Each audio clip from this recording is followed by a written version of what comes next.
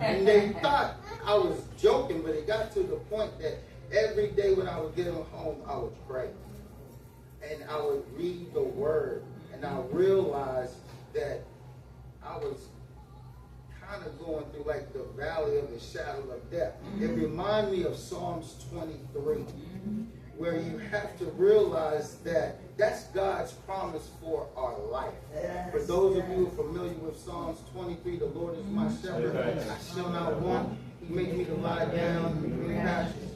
He leads me beside the still waters. Yeah, He restores my soul. Yeah. He leads me in the path of righteousness for His name's sake. Yea, though I walk through the valley of the shadow of death, I shall fear no evil. Thou art with me. Thy rod and staff, they comfort me. Thou prepares the table before me in the presence of my enemies. Yes, sir. My cup runneth over. Surely goodness and mercy shall follow me all the days of my life, and I shall dwell in the house of the Lord forever. And shall keep it in your soul. And that has been with me since I was an embryo.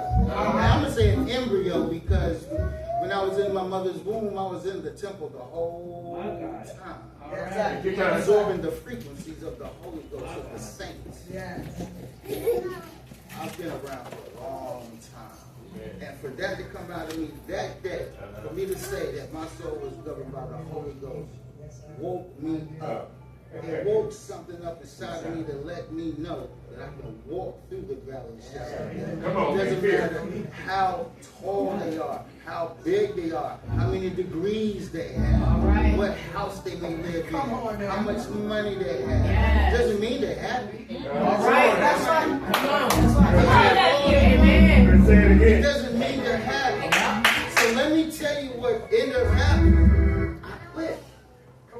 The day came and said, it's time for you to go, because I received a phone call from another company that I had no idea that they had even got my resume.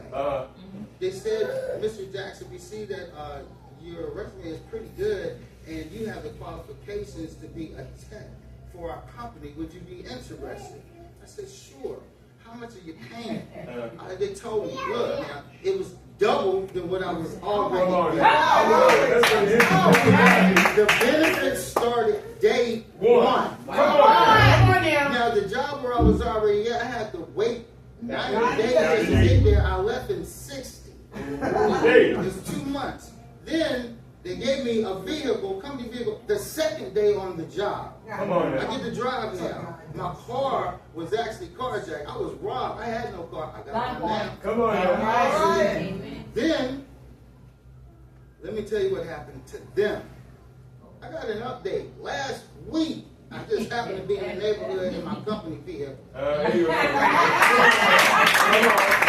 into some of the old employees. And then the guy was like, dang, Gabe, you look good. I said, yeah, I had no stress. I gave it a wall to God. But the woman who hired me, she left 2 weeks after I left. 3 other employees left a week after I left. The gentleman who was bragging about his car, house, he was fired by the new operational manager who came in. She wasn't having it. She removed him. And then the other guy who got in my face, he was fired too. So even after I was removed, sometimes God will remove you from a situation before you tear it all down. There you go. So you got to realize you might be at a place temporarily just for that season. For you to shine your light. Share what you need to share, because you never know who you born to bless or affect. Because the same person who hired you might have needed you to come in to help them get to the next level. God was already blessing you to go somewhere else. Some people sometimes take a setback and they get depressed with the situation. I couldn't do that because the setback is setting you up for a come up. Just because you might take a job and you was making less money, it's time to kind of reflect, think about you can do, because what's going to happen when you receive more, you're going to know what you can do with it. Yes. And I received a whole lot more than what I had before. Now I know what to do with it. Now I know what to do with it. So I'm going to close.